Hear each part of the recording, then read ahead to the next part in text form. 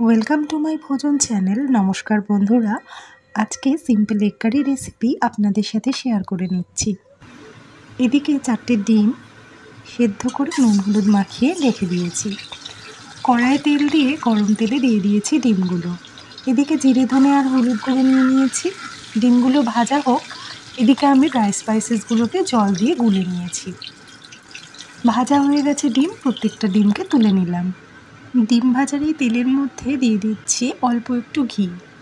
এদিকে 2টো শুকনো লঙ্কা, 2টো এলাচ, একটুখানি দারচিনি, হাফ তেজপাতা ফোড়ন হিসেবে দিয়ে দিয়েছি। খুব সুন্দর গন্ধ বেরোচ্ছে ফোড়ন থেকে। আর কুচিয়ে রাখা পেঁয়াজগুলো অ্যাড করে দিলাম। এবার পেঁয়াজ খুব ভালো করে ভেজে নেব। দিয়ে দিচ্ছি হাফ স্পুন চিনি।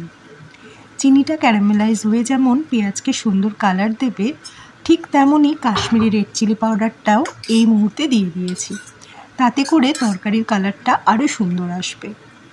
একটু নাড়িয়ে নিলাম সবটা, আর গ্যাসের ফ্লেমটাকে একদম লোতে রেখেছি। এবারই মশলা গোলা জলটা দিয়ে দিলাম। ভালো করে পেঁয়াজের সাথে মশলাটাকে নাড়িয়ে চাড়িয়ে একটু কষিয়ে নিচ্ছি। এখন এই জিঞ্জার গার্লিক পেস্টটা দিয়ে আবারও কষাতে থাকবো। খুব সুন্দর গন্ধ বেরোচ্ছে মশলা থেকে।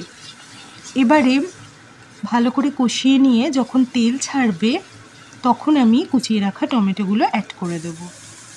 এই যে খুব ভালো করে কষে গেছে, তেলও রিলিজ হয়েছে। এখন এই কুচনো টমেটোগুলো দিয়ে ভালো করে এবার কষতে থাকবো। টমেটোটা খুব তাড়াতাড়ি গলানোর জন্য এখন দিয়ে দিচ্ছি নুন। নুনটাকে একটু মিশিয়ে নিয়েছি। আর এবারে হাতার পিছন দিকটা দিয়ে একটু প্রেস করে নিলাম টমেটোগুলো, যাতে করে খুব ভালো করে একদম মেল্ট হয়ে যায়। গ্রেভি মোটামুটি রেডি। মশলার বাটি ধোয়া জলটা অ্যাড করে দিলাম। সবটা একটু ভালো করে মিশিয়ে নিলাম। আর এখন ভেজে রাখা 4টে ডিম অ্যাড করে দিচ্ছি। ডিমগুলো একটু ভালো করে নাড়িয়ে চাড়িয়ে নেব আর ফুটতে দেব। গ্রেভিগুলো একটুখানি হাতা দিয়ে ডিমের ওপরে দিয়ে দিচ্ছি। ডিমগুলো বেশ খানিকটা করে কেটে নিয়েছিলাম, যাতে করে এই ঝোলের টেস্টটা ডিমের কুসুম অবধি পৌঁছে যায়। ব্যাস, রান্না মোটামুটি কমপ্লিট। ভালো করে ফুটে গেছে আর গ্রেভিটাও অনেকটা কমে এসেছে। রান্না কিন্তু একদম কমপ্লিট। বাটিতে ঢেলে নিয়েছি। দেখতে যেমন সুন্দর হয়েছে, খেতেও খুব ভালো হয়েছিল।